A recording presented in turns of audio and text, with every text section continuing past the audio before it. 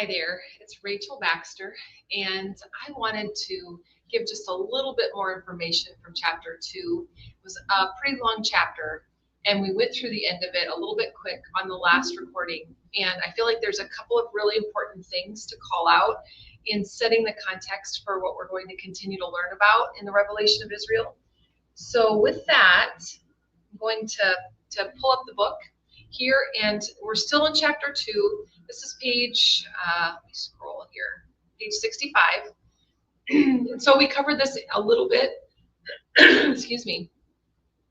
So Jacob prophesies over his sons. Who's Jacob? Abraham had Isaac. Isaac had Jacob. Jacob is Israel. God renamed him Israel, or he wrestles with the Lord, right? So this is the prophecy that Jacob made over his sons. And again, we're going to clarify just the promises, the prophecies that he speaks over Judah and Joseph for the context of this book. And it says, and Jacob called unto his sons and said, gather yourselves together that I may tell you that which shall befall you in the last days. And that's really important. So this prophecy wasn't for any other time. It was for the time of the end of this age, which I believe we're now in. So that's exciting, and you can expect to see something here. So Judah, there's these promises made to Judah in Genesis 49, and these promises made to Joseph. And again, contextually remember, Joseph was one of the two sons that Jacob had with Rachel. Okay, so I'm going to go down here, page 66, there's a summary. In the last days, here's the promises God made to Jacob, from Jacob to Judah. Your brothers will praise you. You'll dominate your enemies. Your brothers will bow down to you. You'll be like a lion in a lion's cub. The ruling scepter will not depart from you.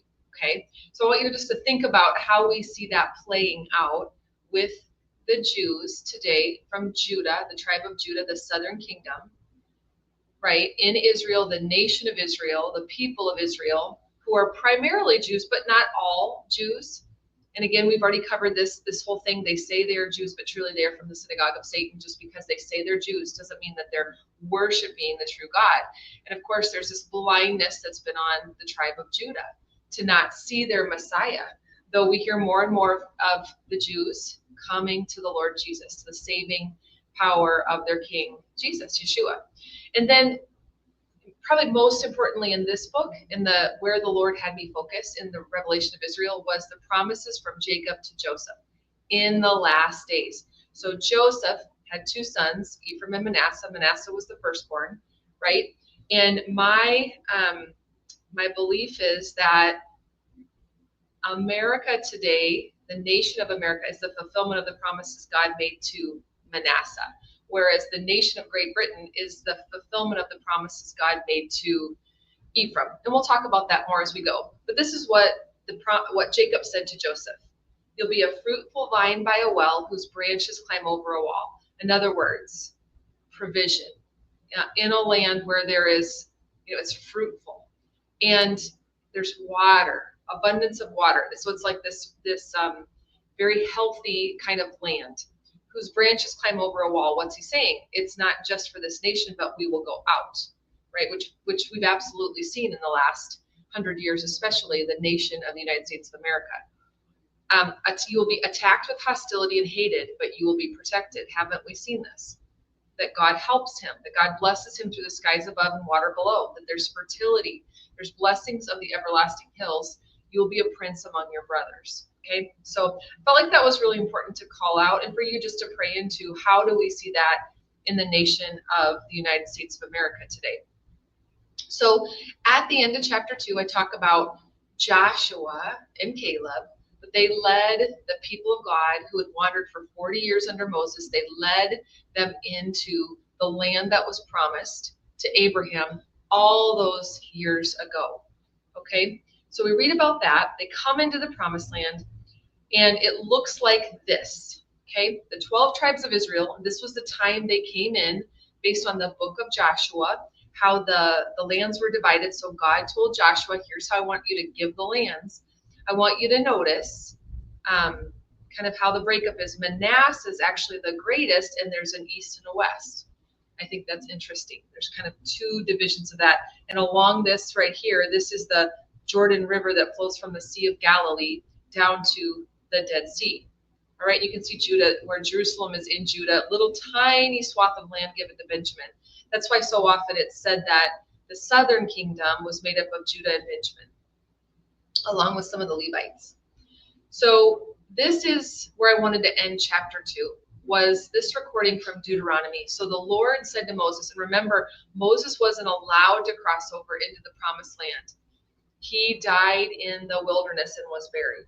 Okay, this is what the Lord says to Moses. So he's saying, again, remember that God wrote the end from the beginning. Nothing's a surprise to him. He knows what's going to happen. Even though he has just been so faithful to see his people through the last 40 years in the desert, provide for them in amazing ways, he knows what's going to happen. The Lord said to Moses, you are going to rest with your ancestors, and these people will soon prostitute themselves to the foreign gods of the land they are entering. They will forsake me and break the covenant I made with them. And in that day I will become angry with them and forsake them. I will hide my face from them, and they will be destroyed. Many disasters and calamities will come on them, and in that day they will ask, have not these disasters come on us because our God is not with us? And I will certainly hide my face in that day because of all their wickedness in turning to other gods. So we see that recorded in Deuteronomy 31. So again, just giving you that context of where we are on the timeline. Covered a lot of territory already in the first couple of chapters of this book, from the time of Adam to the time of Noah with the flood, from the time of Noah to the time of Jacob. You can see this kind of general 1,000-year period. Jacob had Joseph. We see the famine. They were in slavery. The Lord rose up Moses to bring his people out. There was wandering. So we're right here. Joshua led the people into Israel. And then we enter into the time of Judges. So that's where we're picking things up in chapter 3, where we will see the time of Judges, the people asking for a king. Because God, who was meant to be their king, wasn't enough for them. So they asked for a man to lead them as king. And that's where we see the Lord answer that prayer in King Saul and the lineage where King Saul becomes wicked, and the Lord actually raises up little tiny David, the little puny brother David, to be king. His son Solomon is born. Because David is a man of war, he doesn't allow him to build the temple, though David was the one who had it purposed in his heart. Lord, here you've built this amazing kingdom for me, and they had just built his castle, the place where he would rule from, and he says, but you have no home, and he purposes in his heart to build God a temple, but because he's a man of war, he doesn't allow him to do it. He allows Solomon, who he would bestow with amazing wisdom. Okay, so that's kind of where we're picking things up. With that, in the next, we will jump into chapter 3. All right, thanks so much, everybody.